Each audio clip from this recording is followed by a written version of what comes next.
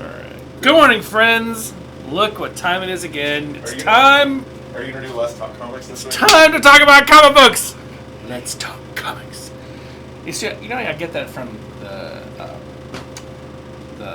semi-pro movie. Let's get tropical. See, the Tropics. They're the fictitious basketball team. No. Okay. So. I love Will Ferrell, and Do you really? Let's get oh my! I cannot stand Will Ferrell. See, he's an either or. He's a hit. Yeah, he's a hit or miss. You either hate him or you love him because he's so crazy and dumb. But that's why you love him and you hate him. So anyway, so there are things Will Ferrell has done that have grown on me. Step Brothers, hands down, his best movie. Daddy's Home. Daddy's Home. Oh, so awful. Oh, so terrible. Well, I like Mark Wahlberg though. Oh, not love Mark Wahlberg. And here's the thing: Mark Wahlberg has done some awful movies. Apparently, Mark Wahlberg and Will Ferrell are friends. They've done a lot of movies, like The Others. The Other Guys. The Other Guys. Yeah. So, which was phenomenal. I think what's funny is the two of them together really don't match. But they do. And I'm pretty sure Mark Wahlberg will take any movie role, no matter what they're given. They're like, here, you want this? He's like, I'm redoing a Planet of the Apes. Now, what the hell? Sure, let's do it. How are you going to swing on Planet of the Apes? That rebooted a whole series of good Planet of the Apes movies without Mark Wahlberg. No, it didn't. This has nothing to do with Mark Wahlberg. Not a single thing. It re-gauged the interest. Well, it re-gauged the interest, yes, right. But not because of Mark Wahlberg. But you could not have done that movie with Tom Cruise. No, why should you? Why would you do any movie with Tom Cruise anymore? Except for Mission Impossible, because those are pretty great, even in spite of the fact he's in it. And he killed Henry Cavill in the last one, man. Come on. Henry Cavill with the porn. I know. It was awful. So I was watching Civil War, half watching the other day. The frozen Russians, the Russian sickles. Yeah, the Russian sickles. Is one of those Henry Cavill? I think so. Because it looks a lot like him. I was like, yeah. So do we have Superman dead in the Marvel Universe? That's so you know he's coming back. They said as Superman? They said no more Henry Cavill. He can't be Superman anymore. And now, like last week, they're like, just kidding. We're gonna do more DC stuff with Superman. And Henry Cavill's coming back to the role. Henry Cavill went, yay, thanks. I don't know if he's excited or not. You know, you can't tell. It's not that Henry Cavill is not a good Superman. He's a great Superman. He's a fantastic Superman. It's that their writing, directing, and all of that sucks. But if AT&T drops Warner Brothers and Warner Brothers goes a different direction, we might actually see some pretty great movies. It really depends. AT&T's never going to let go of that moneymaker. I don't know. That's not a moneymaker for them. That's the problem. You know, we need to put out a poll on our social media and find out who really liked Harley Quinn Birds of Prey, because I mean, it was enjoyable for what it was. They got some things absolutely wrong, but that's like the MCU doing things wrong. This is my gauge of how much I didn't enjoy the movie. So I didn't see it in theaters. No one did. Well, I have a friend that did, and I care a lot about her. Very few. And I was really afraid to tell Ravenna that I didn't go see it in theaters because she was like, if you support this, or support comics or Harley Quinn, you should go see this movie. And I was like, I paid my $5 online for it. I mean, well, I waited until the DVD came out. I bought the DVD digital, the Blu-ray thing, okay, and I redeemed the code, and then I sold it to my kids. Promptly sold to McCain. The next day. Yeah. I was there with you. You were there with me? That was why I was so off last week. I had just seen that terrible movie. What did we start talking about? I don't know. We're supposed to be doing a reviews episode, but that's what we're doing. Comic books. That's right. We're talking comic books and somehow get off that. You're really trying to make Let's Talk Comics our thing, and we're not. It's not going to be our thing. I refuse. Why not? That's a good thing. That's a good thing to be. It's not weird at all. May 27th review. May 27th. This was a sizable week. Do you know who sucks more than Tom Cruise? Rob Liefeld. Rob Liefeld. Oh, wow, it's true, he does. And by the way, I don't know who that one guy who made a comment, Tim something. Thank you so much for the comment on Facebook. We appreciate that. It really genuinely did make us both very happy. Yeah, so. Let's boot into this thing. Yeah, man. I hope I got enough battery. After this, I'm probably going to change the batteries. Yeah, sorry, guys. If not, we'll take the audio from there. Hi, and welcome to another episode. Here we go! Let's get tropical!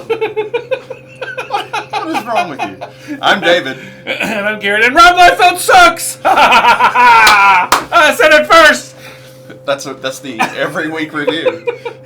I said it first one. And this one's done. We can do another one now. Yeah, we can just close this out and start again. No, just kidding. We're the Print Panel Podcast. I'm Garin. That's David, obviously.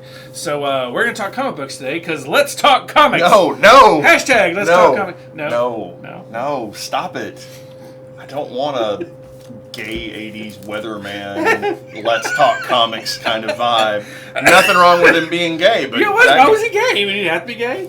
Because it was that level of 80s. We had some comic books to read this week. Not that bad. Yeah, I mean, the stacks. The stack is considerable. Not bad. Oh, wait, did I have both my copies of Mercy in here? Oh, wait, sorry. We're not comparing length. Come on, man. Sorry, only one copy of Mercy was necessary. I'm not even sure one was necessary. All right, let's get this party started. Mercy 2 is a little confusing. So, all right, so Mercy in general is a little confusing, and I definitely can tell it's being written by somebody whose first language is in English, and I love Mark Andolfo, but yes, I'm starting to go there. Well, there's a translation though. I mean, you have an editor has to come in and I understand, fix it, but it doesn't. Yeah. So let's start today with Aftershock Comics, Dead Day by Ryan Parrott. This may be the best damn comic book I've read ever. This was good. This was really good. So good. There's a day that happens, what, is it twice a year? No. That's the fun part. The revivalists know when it's going to happen and inform everybody. There's this whole religion, the revivalists, who believe in the dead returning. God's orders. Who are I guess, Christian, maybe. I can't tell. I love that. And so they let us know. By the way, Dead Day's only like 4 or 5 years old. This is like the fourth. Yeah, it's the fourth one. Yeah. So basically, people from your past come back from the dead. Some now it could not be, all. It could. No, you don't know who it's going to be. I kind of got the implication that it's not nice people. Well, and here's the thing. But apparently, they're nice people because Grandma and Granddaddy comes back, but also Grandma people that want to kill you can be dicks too. So I mean, anyway. So basically, it's family talking about Dead Day. Dad staying home with the kids, and it unfortunately it had to center around the little nuclear family. Yeah. And she obviously had been married before. Well, it wasn't obvious until a certain point you see this complete other dude giving her a ring in a flashback, and when they were talking in the beginning and said, "Well, what are we going to do if he comes back?" What's the heat? I was just wondering if he was coming back to hump her. That was my whole is this necrophilia in a weird way? But the cool thing was they give you a whole thing at the back of the book that explains Dead Day. Oh, it's so good. Tells you the do's and don'ts, and it's like a PSA. It's really cool. So John Hickman, I love you, and you do all your comics very well. Yep. But I would like you to take note of Dead Day and think about maybe doing your data pages that way. Yeah, talk to Ryan Parrott because this really was very good. Well done. This was great. Not that yours are bad. No. I just don't need them sprinkled throughout the book that it breaks the narrative. Right. I mean, you've got to get that language down and start because there's things in there that with Marauders anyway. So this was good, and I'm excited for the next one. We'll see what happens. So I got to give it up to Aftershock. The last 2 weeks, Disaster Inc. and Dead Day have been some of the best stuff I've read of the week. Now there's a couple in here that really grip a hold of me and do some fun things with my no parts, but this particular no parts. This particular issue was amazing. So I go then to Dark Horse Comics, Butcher Paris #5. It's interesting. I feel like they could have extended this out for 2 or 3 more issues, but they wound up catching this butcher. By the way, this is a real story. This really happened. Go back to our previews issue or episode and listen to him talk about how it's obviously going to have a part 2. Go ahead. I mean, they can't have a part 2 because they catch the killer in mid after he's already beheaded his wife, I believe. So they catch him, and of course they take him to jail. There. And of course this is right after World War II, and he's like, I was in the resistance, you can't prosecute me. And the judge says, yes, I can do whatever I want. The detective had been thrown off the case because they suspected him, because the rumor had been that he had been a collaborator.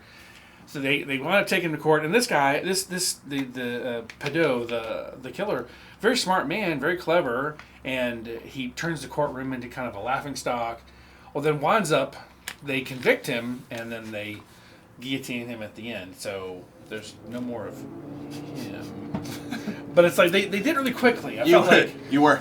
So it's the Jim Butcher ending. It's just a sprint in those last 10 pages. It kind of felt like it was. It was still a good book, and this would be kind of it's not revisionist history. It's just history. It's kind of cool. No, I would probably pick that up in a trade. I think you'd enjoy it actually. Yeah. So the next one is of course Frankenstein Undone. Mm-hmm. Oh my god. I'm sorry. No. I'm sorry. Frankenstein Undone. So the first one, basically, we see Frankenstein. And by the way, this by the way took 4 months to come out between 1 and 2. COVID didn't help, but it had already been delayed because of that. So now what's happened is Frankenstein has the group that he was living with, the group of kind of indigenous people that was kind of protected by this Sasquatch, this man who could turn between Sasquatch and human. They disappear. They have a big celebration one night. He wakes up the next day, and literally the whole town has just disappeared. It's literally like it wasn't even there. It's like aged 100 years. He goes out and he finds this group this group of explorers are stuck in the ice because they're near the Arctic Circle. They're basically looking for Shambhala. They're looking for the mythical place where all the streets are paved with gold and that kind of thing. And of course, he helps them find it. A little bit of a redemption for him, but as you know, the Frankenstein's monster, there's no redemption for him. It just doesn't work that way. So it should be kind of interesting. We're going now to DC. And ST, yeah, you're ahead of me. So, Basketball Heads, this is actually the final issue. At one point, I remember them saying they're going to have like 9 issues. This is issue 7. I guess they're wrapping it up early. Who wrote that? This one is Joe Hill. What do we know that name from? He wrote Lock and Key, didn't he? Did he write Lock and Key? Yeah. That's right. So, what's interesting is, okay, so I've enjoyed this book from the start because it's very Jaws. It's very 1970s feel. So, it's been kind of a fun thing. So, this poor girl, she has been tortured this whole time because she thought her boyfriend was dead. Is he around your age? I don't know, probably. So, what's that supposed to mean? No, You calling me old? No, I'm not calling you old. I'm saying that I didn't see any of the 70s. And I would have assumed set in the 70s. That Joe Hill and I were around the same age. But if he gets the setting right, I wonder if he's a little older than I am. Somewhere between our ages, or maybe a little older than you. Google it. Yeah. Well, you keep talking about that, and I'll look up how old is Joe Hill. So, what was that? Oh, so this poor girl, she's been captured, she's been almost raped, almost tortured, almost killed. She's chopped off heads, and they still survive with this axe. I'm sorry. When you start Joe, the first option is exotic. Go ahead. Fucking Kirill Baskin. All right. So anyway. So, how old is he? 47. 47, so he's almost my age. Okay, so what's interesting is of course, in the last issue, she gets thrown overboard. She's dying. She sees the axe at the bottom of the river, grabs the axe, cuts her bonds, and then she goes and sneaks back up the catway. She's listening to the sheriff or to the rich owner guy torturing her boyfriend, chops him in half, and now of course he's dead. And then the boyfriend says, well, I wasn't really hiding anything. I was hiding the wedding ring for you. So he gives her the engagement ring. The whole time he's still tied up.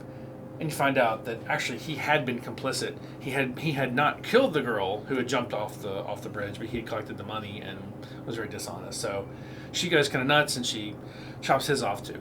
Chops his head off too. As she's walking away, this woman, the caretaker of the house, pulls over and says, "What are you doing? You got to get in here and don't jump off that bridge." And then they discover that the caretaker had actually been the one who's feeding the information to the feds. It comes full circle. This is good. This is really good. And actually, did you get this part of this too already? I have not read any of it yet. Okay. Good story. Wait for graphic novel to come out. You might enjoy it. So yeah, I'm good there. What do you got? Batman Beyond number 43. Oh yeah. Oh, yeah. So one of the reasons that I continue to read Batman Beyond is because of the fight between Terry McGinnis and Damian. Because Terry McGinnis is the Batman who is. Right. Damian is the Batman who could have been. Who should have been, I guess. Maybe should have been. Who decided to take Ra's al Ghul's legacy rather than taking Batman's legacy, which I think fits Damian a bit. Sure. They're writing. He was raised that way. They're writing canon for Damian's future, which is pretty cool. So it touted the issue as a fight between Goliath and Terry. You knew that wasn't going to be what was going on. How's Goliath still alive? Is this a Goliath 2 He's a dragon. He's not a dragon. Well, he's a dragon. He's a hairy... They call him a dragon. He looks like a bat. He does look like a bat. That's okay. Maybe thematic of his origins. All right, whatever. So, anyway, Goliath comes and gets Terry and takes Terry to a very broken, perhaps dead Damian as a result of Zero taking over the League of Assassins. Ooh. So we're probably about to get Damian, Terry McGinnis team up. So now Damien, he's been in the Lazarus Pit. Well, we know this because of... No, he was not in a Lazarus Pit when he was resurrected. He had an alien key slammed through his chest, and because of his exposure to the fire pits of apocalypse and that alien thing, and he had superpowers for a while. Yeah, he had superpowers for a while, but he was resurrected, and there is some argument that Damien is functionally immortal without the need of a Lazarus Pit. But he does look kind of dead in this issue. I thoroughly enjoyed every page. So issue 6 and the final issue of He-Man and the Masters of the Multiverse, it wrapped up well. Keldor, who was... Written by Tim Seeley, right? Exactly. So Keldor, who is essentially half Skeletor, half Keldor now, he actually goes to the dark multiverse version of Eternia, and he basically, so his whole goal is to stall long enough for the other He-Men to come and rescue. This actually is, they actually wrapped it up pretty well. They did a lot in a little bit of time. So you've got a He-Man core that comes through, and they've all got their own swords, and he winds up, when he realizes what his gift is, what his true power is, he actually is a He-Man, but he is a He-Man for his time, his universe. What he does is he grabs the sword from the evil He-Man, combines it with his sword, and basically becomes a purple He-Man rather than a Skeletor He-Man kind of thing, a Keldor Man, whatever you want to call him. And he goes back to, and basically he kind of saves the day. And in doing, what he does is he actually convinces the dark He-Man, the anti-He-Man, to kind of go back to being good. So it's a pretty good book. They wrap it up well. If you really are a He-Man fan, this is a really good series. Did anybody boff Evil Lynn? That's all I care about. Well, at the end, I think he's going to. You can tell that they're kind of like a thing at the end. Yeah. So, because she's not Evil Lynn in his universe, she's just Lynn. Yeah. So, yeah. It's pretty cool. Good story. Because Teela's okay. And yeah, but Teela's not sexy. I'm sorry. Teela's not hot. Evil Lynn's hot. She-Ra's kind of hot, but Evil Lynn's hot. Evil Lynn's hot, yeah. Because she's evil. Yeah. Bam. How about this book? So, I love the Spectre. Great character, and now one of those characters that if they're in a comic, I'll pick it up even if it's not a comic I read. Right. So they were fighting last issue. They're fighting this issue. It's issue 2, and basically they're kind of going after each other. And let's see. Superman gets knocked down by Batman, and he looks around. And he's like, "Why am I fighting? I'm not even mad." And then he, of course, immediately goes back to having the green eyes and being angry. Same thing happens with Flash. Flash is going up against John Stewart. John Stewart's like, if you just slow down for a second, I can kick your ass. I mean, it's just... And meanwhile, Barry Allen's like, you don't care if I, run into nothingness. Exactly. Just run, Barry, run, Barry. Exactly. Oh, God, it was so perfect. And then, of course, Flash kind of gets knocked down, wakes up and realizes, there's something wrong. I'm not even upset. And then, boom, he still gets angry again. This kind of goes on for a few panels, and then my favorite is... John Stewart then goes after Batman, and he's like, I'm tired of you acting like you're better than us and smarter than us. And then Batman's like, well, if it's true, it's not wrong. I mean, he's not wrong. It's Batman. So after a certain point, they all kind of knock each other out to the point where they realize what's really going on. Hatred kind of goes away. They're still being controlled by the Spectre. Then Batman looks at Spectre. He says, "Where's Jim Corrigan? Where is the person?" Well, that's not exactly what happened. So Wonder Woman actually takes out her lasso, right, and they bind one another to it, and then they throw it around the Spectre. And the funniest part of that, which I think is the reason I'm bringing this up and it's important to mention, is that the grudges that they brought out are real. They're real grudges. They really feel that way. And so, but it's light. They're still friends. It's just like everybody holds resentment to somebody, even that they're friends with. I mean, Dave is much sexier than I am, so I'm a little resentful of that. So now I'm uncomfortable. But anyway, they use the lasso on the Spectre. Sure. And God, capital G, which they point out a few times. They've done the button too. Basically, capital G. Yeah. Yeah. Basically, explain what's going on. That Jim Corrigan has allowed himself to be banished to Tartarus. Yeah, he's to done. Basically blackmail God into, I don't need the Spectre anymore. Right. I don't want to do this anymore. You be your own right hand. You don't need me. I don't want to do this anymore. And that's kind of where we are. That's kind of what And in the DC universe, God is the presence. The presence, or he's not the one above all. No, that's in Marvel. That's Marvel. So it's always interesting to me that Christianity still plays a role in Marvel and DC comics. They still have a one above all. They still have a presence, or they still have God. And Spectre predates Ghost Rider. Yes. And is the right hand of God, the spirit of vengeance, right. Filtered through a mortal hand. Right. And Corrigan is tired of being the spirit. Well, the Spectre, I think the Spectre does predate, because Ghost Rider was Golden Age in a horse.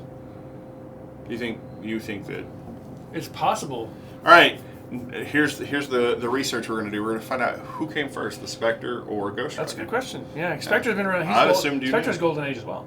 Yeah. So yeah, I'd like to kind of see. I mean, it's like X-Men versus versus like Robot Man and Doom Patrol. Doom Patrol. Yeah, which came first? Well, Doom Patrol technically came first. It was a month before. Yeah, so Doom Patrol's been out since '63. Yeah. Wow. Yeah, and Doom Patrol was essentially the X-Men in a lot of ways if you look at the comparison, but the X-Men was also very different. They're all young heroes. Anyway, so you can tell when Stan was working on X-Men, I don't think he was looking at Doom Patrol going, aha, we can copy this. No, I don't think that at all. I think it was just very coincidental because the times that we're on. Yes, this arc of Justice League is fantastic, and I mean the difference between the fight between Wonder Woman and Aquaman is really telling as well. You know, like I feel like you're not even invested in us anymore. Very odes to Flashpoint, which we'll talk about later today. Yes, so we will. What do you have next? Hey, I read Vengeance of Vampirella #7. Really? That will be my last issue. Really? Of anything Vampirella. Wow. Makes me sad. Look, there are tons of people out here that are diehard Vampirella fans. Yeah. Not you. It's not me anymore. Okay. I don't know if I outgrew the hormones or what, but I don't know. I'm done. I really like Tom Sinofsky. I loved the '90s Vengeance of Vampirella. I was reading through it. It was not gripping me. I was ungripped. And it's not a good feeling. No. So next, Image Comics, we have Mercy, #2. So Mirka Andolfo's. I'm sorry, Mirka Andolfo's Mercy #2. To be specific. Which is why I'm going to keep reading it. Because if it was just on its own merits, of me liking the story and being into the characters, I would be done. Very soap opera-y. I mean, because it really was, and that you're not sure what's going on in this town. So she's some sort of vampire connected to these but her body plants, but her body is like not really who she is, and she's gonna eat the kid and then doesn't eat the kid and eats the guy who's whipping the kid and then takes in the kid. But then there's these other people who are eating the plants. And yeah, it's like they look like indigenous people, American Indians or Canadians or whatever. They look like these people who have figured out what the plants really are and are consuming them because... Artistically, yeah. I love the book. Oh, it's gorgeous. I genuinely have no idea what the hell's going on with the narrative. And it's not really necessarily a criticism because there are books like Cullen Bunn wrote Knights Temporal that I had no idea what was going on. But I am even less comprehending. We should have talked to him more about that one. No. Should have said, but Cullen, why? Okay. you can always say why, but then he was such a nice guy. Like the questions I asked might have felt like criticism, and I didn't want them to feel like criticism because they're genuine curiosity, not criticism. Yeah. That's not recorded. I've got 10 minutes with Cullen Bunn. Explain Knights Temporal to me. I do love Cullen Bunn. So. Yeah, there's a Cullen Bunn book in the end here too. So, Out of Darkness 2. Do you believe that they're okay? So this is I love it. We call this the Mind Screw of the Week. Oh yeah. So in the first issue, the crew of the Charon, yeah, bring the characters from Chew, Agent Chew, and his sidekick. His cyborg I don't know that guy's name. They bring him basically forward in time by like 500 years. Only maybe they didn't. So it turns out they're not. They're not real. They are holodeck characters essentially that they create. That they create these holodeck characters that essentially are comic book characters. Then they realize. And then they figure out that Tony and whatever the other guy's name is. They figure out that they are comic book characters, and so But Tony's job is to go talk to this ambassador. Well, he actually uses the food, talks to the ambassador, and the ambassador says, listen, we really want their help. Just tell them what our terms are. And if that's not enough, we'll give you more. I mean, but instead of him doing it, he's like, because he realizes that he does this, he'll be then destroyed. He will go back to being a comic book character. He wants life. So, and it tells a flashback of like this Jane Eyre thing, which is beautiful. So yeah, but it's very John Layman. Oh, it's very John Layman. It's also very Star Trek. I mean, it's very holodeck malfunction, which happened all the time on Star Trek. So I keep this in my box under the Outer Darkness issues because I love Outer Darkness. It's one of my very favorite comics. It's fun. It's different. It's goofy, but also really good sci-fi. And you're exactly right. This is the holodeck run. Oh, yeah.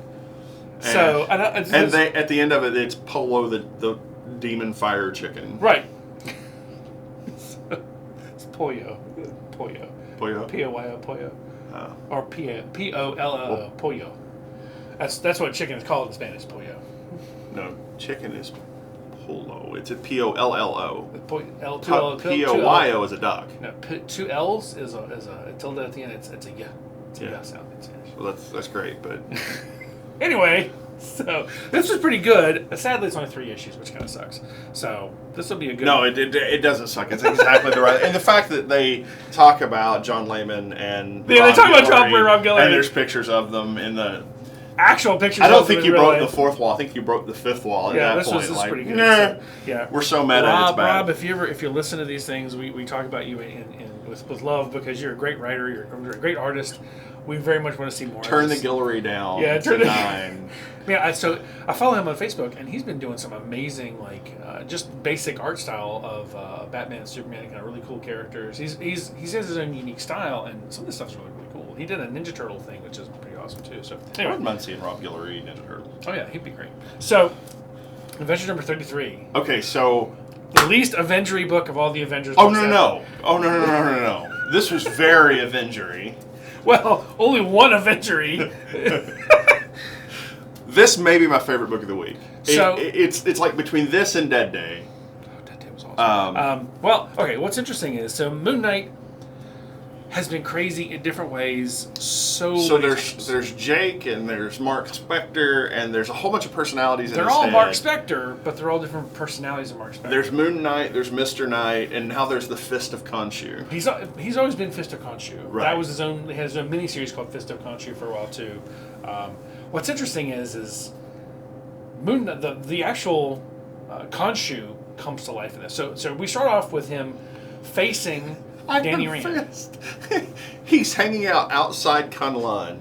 No shirt. And Danny just kind of walks out like we both live in New York. You could have just texted me. Texted me. It would have been fine. But he's meditating still. Right. The reason he went is he needed the Iron Fist. Right. He needed the power of the Iron Fist. So basically, Danny's kicking his ass, and then. Oh, but the best part of that is Danny's like, Fist of the Flying Tiger. Yeah. Wing of the Eagle. He's doing all the typical stuff if you read an Iron Fist book, like all the moves. Yeah. And the art's perfect for all of them. And what does Moon Knight just keep doing? Fist of Khonshu, Fist of Khonshu, Fist of... I mean, it's like Fist of Khonshu, Fist of Khonshu. I mean, literally, it's like millions of times. Fist of Khonshu. I mean, just beats the crap out of him, and then takes the power. And he's like, well, he uses the Iron Fist. He uses one of his unks, and he takes the power. Then he goes. Then he goes to Doctor Strange. And there's a whole bunch of moon wizards. He called them moon wizards. The moon wizards and mummies. Basically, he sends these mummies against... And of course... Strange knows exactly what's going on. He's like, I knew it was you, but what do you want? Why are you doing this? Why do you think you can defeat me? It's like, why did you think I couldn't defeat you? And of course, he immediately defeats him. And then Moon Knight punches him in the face, and the last thing from Doctor Strange with the arm in his forehead is, "Did you just hit me with a piece of the Iron Fist?" I mean, boom, yeah. So takes Doctor Strange's power, but then where does he go next? Black Panther at that point. He goes to Wakanda. And of course, he tells all the people in Wakanda, hey, defend the city, I got this. And then tells the Avengers, Captain America, you're in charge now, defend Starbrand. He's not getting Starbrand. And he says, I got this from here on. So he goes to right up to Moon Knight, and he says, all right, let's do this. Moon Knight's, well, he doesn't have to be this tough. You just give it to me. He said, no, the Black Panther is in my blood. You can't take it. If you want it, you're going to have to take it. And of course, he doesn't try. It's like, Midnight's like, you know Done. what? Nope, we're done. Can't do that. So proof that Panther may be the most badass thing in the Marvel universe. Right now, I think you're absolutely right. So the best part, the best fight, is Mark's just standing on the moon. Yep, standing on the moon. And not sure how. In flies Thor, who's like, "What's going on? What are you doing? Who do you think you are? And, how dare you attack my Avengers?" And of course, he throws Mjolnir at Moon Knight, who stops it and goes, "You know what? You're so arrogant. You throw this thing around like it's nothing. Do you know what it's made of? Yeah, you say it's Uru metal, but let's be honest, it's moon rock."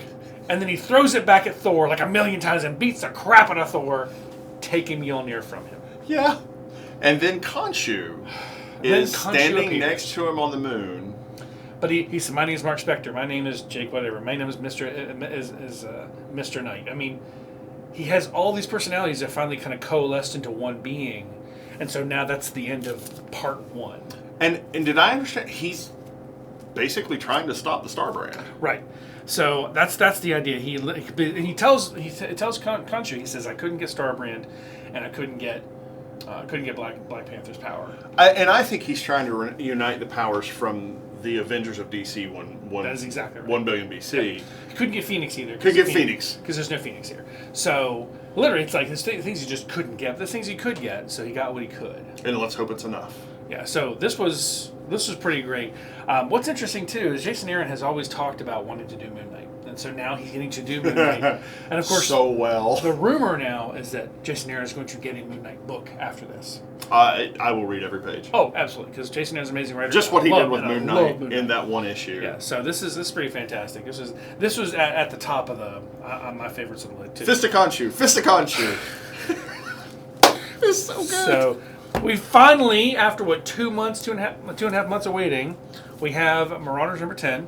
Not a single answer to what's going on with Kitty Pryde. Well, no, there is an answer, and it's the most disappointing answer I think I've ever had in a comic book. That the 5 are together with Xavier overwatching, and Xavier basically says, "We've tried it. We can't resurrect her. We just have to tell everybody." But let's start at the beginning. So I still maintain she's in a bullet in space, man. So we have Forge going into one of their spaces on the island, and he and Legacy are there with Sebastian Shaw, and they're realizing, and they're basically, Sebastian's like, "I just wanted you to make some whiskey for me, but I didn't realize you could age it 50 years overnight in 2 weeks." So he's like, "This is pretty amazing." I So thought that was Tempo that was there. It was Tempo, not Legacy. I'm sorry, Tempo. Yeah. I apologize. So then, of course, they start to they're finding out what's going on with these Russians. The Russians have now figured out how to use. So back in X Factor, when X Factor was a government agency, right, and Forge worked for X Factor, the CIA technically, right? Yeah. And he had developed an anti-mutant gun. Yeah. Yeah. And you could temporarily take away a mutant's powers long enough to capture them, right, and then you could get them into a restraining collar and cuffs and all that good stuff. So he had never shared that information with anybody. Well, his assistant, the guy who worked with him, apparently had kept the information and had been captured by the Russians and used it. Well, and he had an eidetic memory, so yeah, it wasn't that, and he was intentionally. You find out once Forge goes and gets the guy that he had intentionally. Oh my God, that the throwdown. How does Emma have a spaceship? Emma has a flying saucer, guys. That's the spaceship from Agents of Atlas. No, that's Marvel Boys' flying saucer. Really? Yeah. I'm looking at it going, why do they have Marvel Boys flying? But I'm realizing now because there's mutants there. Namorita is part of the group. Anyway, so long story. But yes, they have a spaceship. And she, of course, is like, I'll tell you later. So you come upon, I don't remember who was there. Was it Storm and Iceman? Yeah. So the Russians are in a ship. The ship's steaming. The ship's in the middle of the South Pacific, and they're stopped by an iceberg. We can't have an iceberg. It's the South Pacific. And of course, Iceman's standing on top going, yeah, you can. So, and they, of course, stop the ship, and, of course, Emma goes in and, of course, hits her, and Magneto quietly, the Cuckoos are in front of the Quiet Council in Emma's place, and one of them, Sophie. Yeah. And Magneto lifts his helmet up and speaks to Sophie and says, make sure there's no survivors. Right. But they don't kill anybody. They don't They kill just a wipe single their person. memories. They just wipe their memories, which is good. That actually kind of makes me feel like Emma's actually paying attention. She's doing what she's supposed to be doing. So that's a good thing. But yeah, at the end, you do find out that there's no Kitty right now.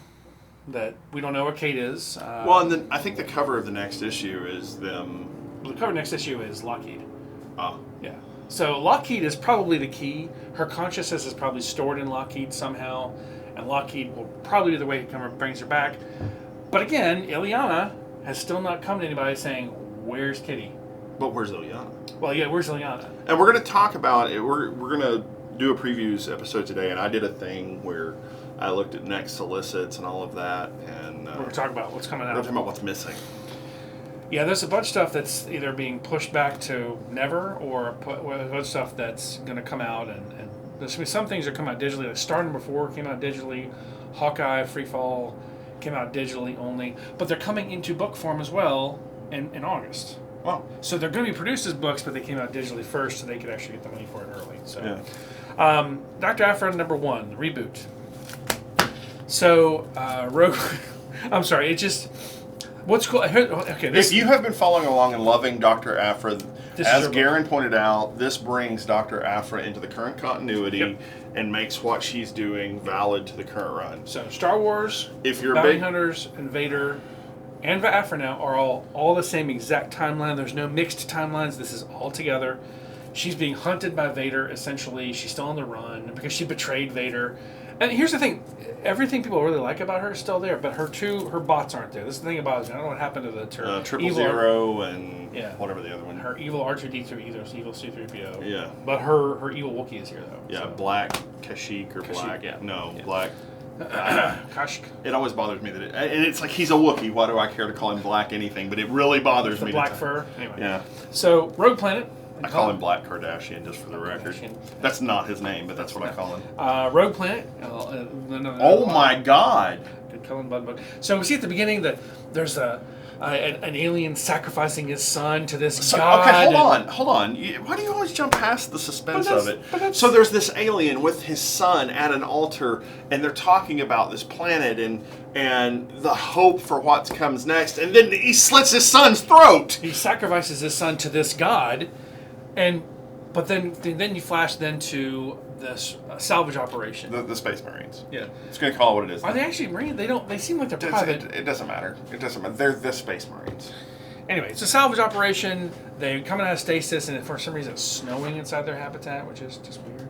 So Yeah, never touches on that again. no, never again. So Literally a threat for life. they get to the planet, and they're like, "Hey, we need to go do the salvage operation." And when they realize they get to this place where they've detected this signal buoy, it's all these hundreds of ships that are all just there, just derelict. Hundreds and hundreds of ships, and like, this isn't right. I mean, they go. I like the expositional piece from the one character. It's like, what if all of them came here because they got the same signal we did? I mean, like, duh, do you think? So, so then this monster comes out and kills one of them. And of course, the lead guy, I guess the lieutenant or whatever, is like Lieutenant Dan. I guess he's like, he's like, you know what? We're still gonna do salvage. The other guys are like, F that, we're not doing salvage. Let's go. A giant flesh monster just ate one of us. Yeah. So and that's kind of where it stops. So yeah, this is good. This is about Oni Press, by the way. It stops on a whole bunch of astronaut suits with tentacle flesh monsters coming out of them, walking toward the group.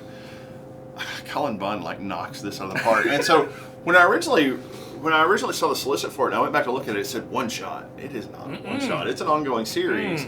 As a matter of fact, in the previews, there's a solicit for issue 4. I think the idea was one shot, but then they have changed it because of COVID.